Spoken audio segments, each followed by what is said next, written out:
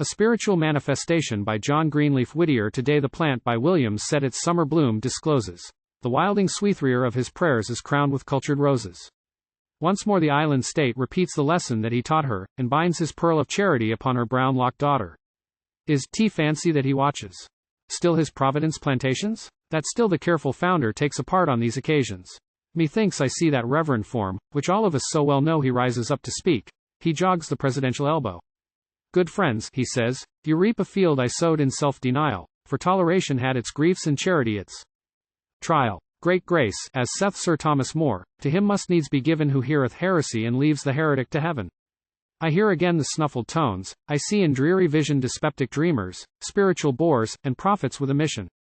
Each zealot thrust before my eyes his scripture-garbled label. All creeds were shouted in my ears as with the tongues of Babel.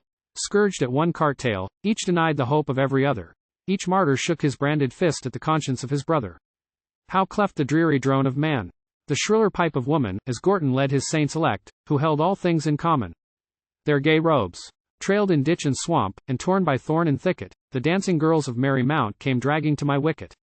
Shrill Anabaptists, shorn of ears, grey witch wives, hobbling slowly, and antinomians, free of law, whose very sins were holy. Hoarse ranters, crazed fifth monarchists, of stripes and bondage braggarts, pale churchmen, with singed rubrics snatched from puritanic fagos. And last, not least, the Quakers came, with tongues still sore from burning, the Bay States dust from off their feet before my threshold spurning. A motley host, the Lord's debris, faith's odds and ends together.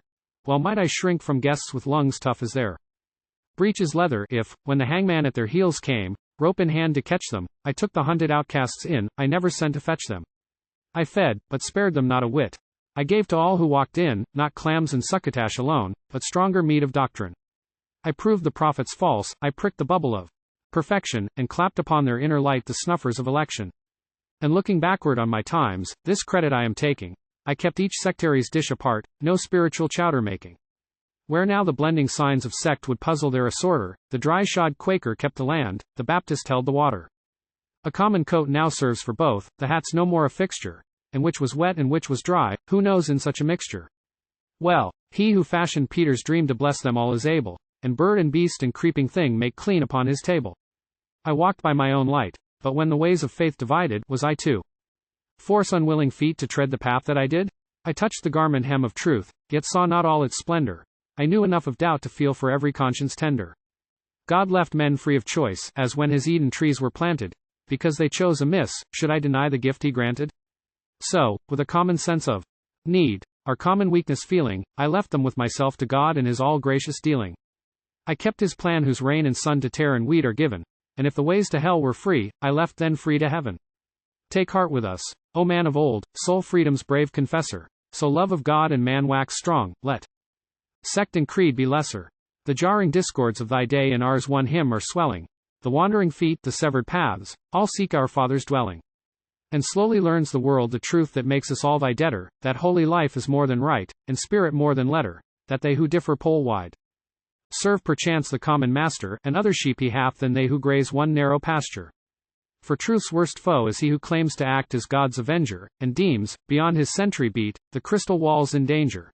Who sets for heresy his traps of verbal quirk and quibble, and weeds the garden of the Lord with Satan's borrowed dibble. Today our hearts like organ keys one master's touch are feeling. The branches of a common vine have only leaves of healing. Co-workers, yet from varied fields, we share this restful nooning. The Quaker with the Baptist here believes in close communing. Forgive, dear saint, the playful tone, too light for thy deserving. Thanks for thy generous faith in man, thy trust in God unswerving. Still echo in the hearts of men the words that thou hast spoken. No forge of hell can weld again the fetters thou hast broken. The pilgrim needs a pass no more from Roman or Genevan. Thought free, no ghostly tallman keeps henceforth the road to heaven.